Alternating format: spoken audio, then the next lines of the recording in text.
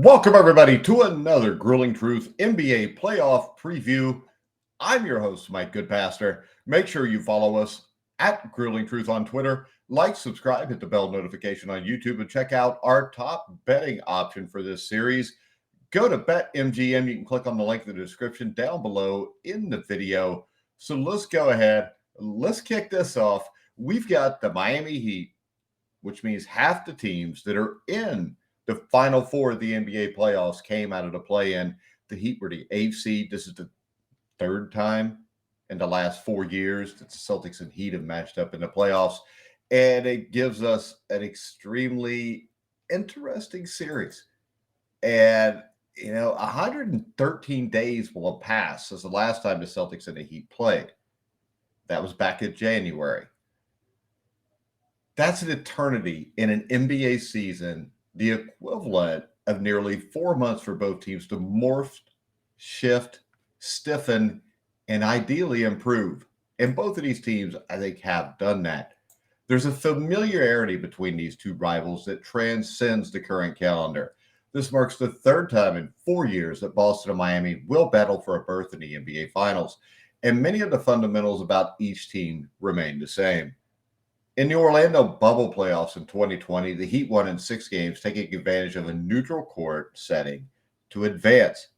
Last spring, the Celtics led 3-2 before dropping Game 6 at home and having to win Game 7 at Miami to advance to the NBA Finals against the Golden State Warriors. Now, for the permanent record, this is the rubber match, but don't assume the storylines from last year necessarily apply now. I mean, nothing about last year matters here. I don't think Miami is thinking about last year. I think they're coming out and ready to play basketball. If anything, they want to atone for last season because last season they lost Game 7 on their home court when it looked like they were going to represent the Eastern Conference in the finals. The Celtics have been considered favorites in the East for most of the postseason, especially once the Heat eliminated the number 1 seed Milwaukee Bucks. But they needed 13 games to reach this point. And Miami is rolling on house money, only the second number 8 seed ever to reach the conference finals. The first was New York in 1999. Of course, they get the 4-point play. I'm a Pacer fan. The bullshit 4-point play. The one game, I think it was 3 or 4 against the Pacers, and then they went on to knock the Pacers out in 6. And then they lost to the Spurs in the NBA Finals. But that was the last number 8 seed to make the Eastern Conference Finals. And it's hard to get to this point.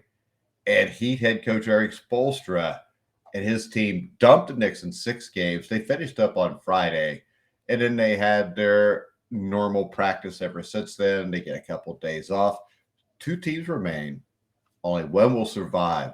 The Celtics this year won the first 2 matchups between these 2 teams. The Heat won the second 2 matchups. So these teams are even in the regular season at 2-2. Now, when we look at basically our 3 keys, our 3 things to watch in this series, Miami's defense on Jason Tatum. The Heat typically stick to their defensive fundamentals and don't get too fancy against particular individual threats. But Tatum absolutely roasted Philadelphia's Sunday's clincher, scoring 51 points, the most ever scored in the NBA playoff history in a Game 7. Now, they also had to have memories of Jalen Brunson's elusive trickery from Friday. He got 41 points against a variety of defensive looks, and Miami's saving grace was a shortage of help for Brunson with the New York Knicks. The New York Knicks are not the Boston Celtics. The Celtics are a much deeper team. They've got many more guys who can hurt you. Now, my number 2 key, will Boston revert to its original starting lineup? Now, Celtics coach Joe Mazzulla had a light bulb moment before Game 6 against the Sixers when he started big man Robert Williams III next to Al Horford rather than staggering their use.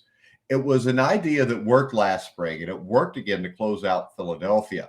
But against the Heat, Boston might do better going back to Derek White and Tatum, Brown, Horford, and Smart. That also could potentially force Miami to sit down Kevin Love and use Caleb Martin in that spot with Jimmy Butler, Bam Adebayo, Max Strus, and Gabe Vincent. So the coaching here is going to be huge because this should be a great series.